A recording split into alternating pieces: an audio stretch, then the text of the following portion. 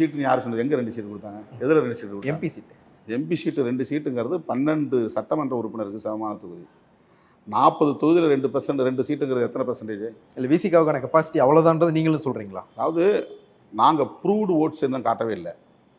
தமிழ்நாட்டு அரசியலில் vote பேங்கை prove பண்ணாமல் ஒரு கட்சி தொடர்ந்து கூட்டணியில் இருக்கிறதுங்கிறதே ஒரு அச்சீவ்மெண்ட். அது இங்கே ப்ரூவ் பண்ணாமல் எனக்கு வந்து 20 கொடுங்க 30 கொடுங்க நான் போய் கேட்குறேன்னா நான் பொலிட்டிக்கலாக வந்து எந்த அறிவும் இல்லைன்னு அர்த்தம். எனக்கு ராமதாஸ் ப்ரூவ் பண்ணார், அதனால் வீட்டுக்குள்ளே உட்காந்துட்டு அவரால் இவ்வளோ சீட்டு கொடுங்கன்னு சொல்லி பேச முடியுது.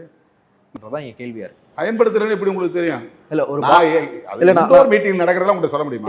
எங்கள்கிட்ட சொல்ல முடியாது. நான் ஒரு 5 வருஷமா உங்கள்கிட்ட கேட்கணும்னு நினைச்சிற கேள்வியை கேட்டேன். இது வந்து ஒரு இது வந்து குதர்க்கமான விவாதங்களை ஊடகங்களை நடத்துறவங்க எழுப்புற கேள்வி நீங்கள் கேட்கறது. நீங்கள் வந்து என் மேலே ஒரு நல்லெண்ணத்தில் கூட கேட்கலாம். ஆனால் இது குதர்க்கமானவர்கள் எழுப்புகிற கேள்வி. இது ஏதோ எங்கள் நலனுக்காக பேசுகிற மாதிரி பேசுகிறாங்க. அது உண்மை அல்ல. கம்மி தான்.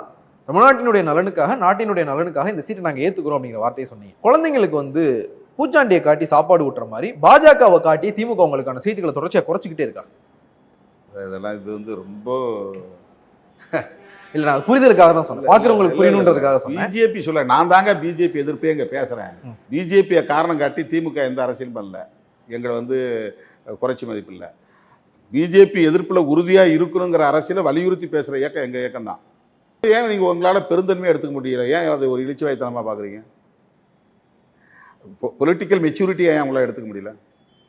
ஏன் அப்படி ஜென்யூனாக இருக்கக்கூடாதா? அப்படி பெருந்தன்மையாக இருக்கக்கூடாதா? இல்லை, அந்த பெருந்தன்மையினால் நமக்கு என்ன கிடைச்சிச்சுன்னு ஒன்று இருக்குல்ல. அது வந்து வெறும் தனிநபர் பயனில் இருந்து சிந்திக்கிற விஷயம். மொத்த தமிழ்நாட்டினுடைய நலனையும் பார்க்க வேண்டியது.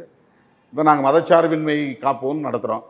அதில் தமிழ்நாட்டு அரசியலை அதை பார்க்க முடியுமா? அது தேசிய அரசியலை பார்க்குறது இல்லையா? எங்களுக்கு என்ன தேசிய அரசியல்?